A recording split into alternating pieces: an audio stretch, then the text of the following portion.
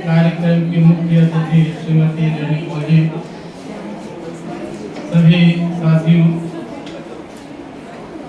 बहुत ही प्रसन्नता का विषय है कि आज श्रीमती रेणुका जी अपने 29 वर्ष की शैक्षणिक गतिविधियों को पूरा करते हुए विद्यालय से सेवानिवृत्त हो रही हैं। इनके जीवन को देखते हुए मुझे संस्कृत का एक श्लोक याद आ रहा है।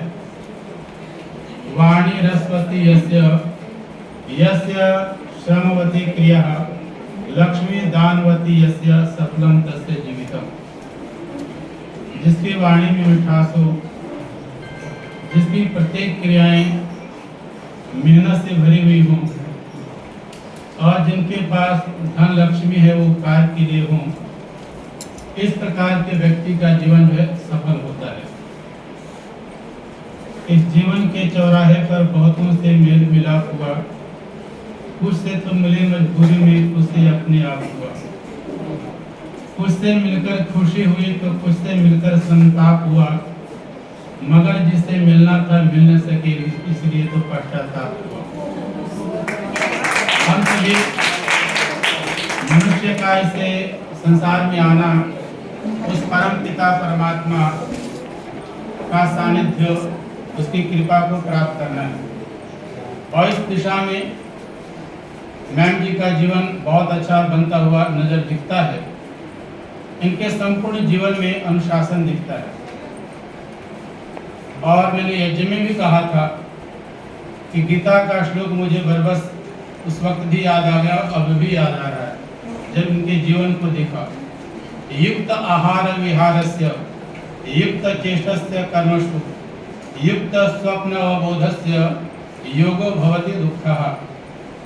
हम आप चाहते हैं कि योग करना चाहते हैं तो सही योग क्या है? अपने खान पान में जीवन को संयमित बनाएं। हमारा चाल चलन व्यवहार वह भी बड़ा संयमित हो। सोना और जागना इसमें भी संयम हो।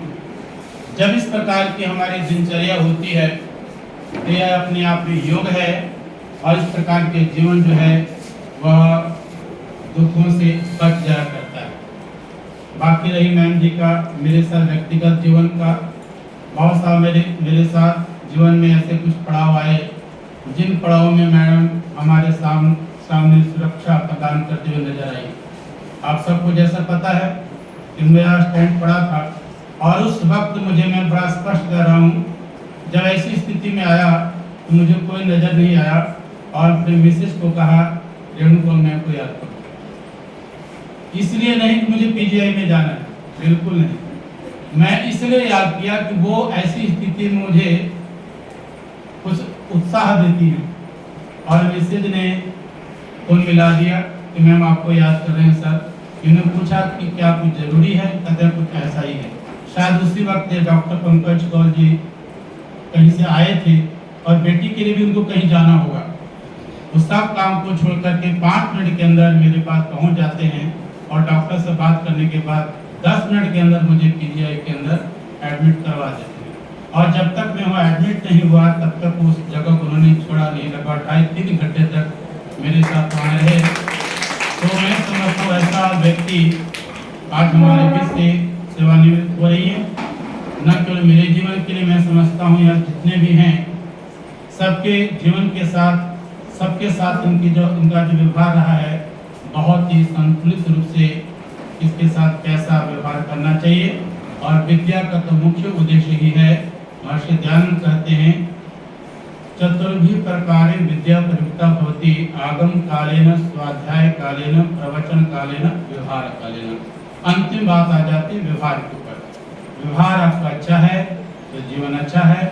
पुनः मैं मैम जी को अपनी ओर से और अपनी संस्था की ओर से बहुत बहुत बधाई भेंट करता हूँ। इनके दोनों बच्चे अपने जीवन में खूब कामयाबियों को हासिल करें।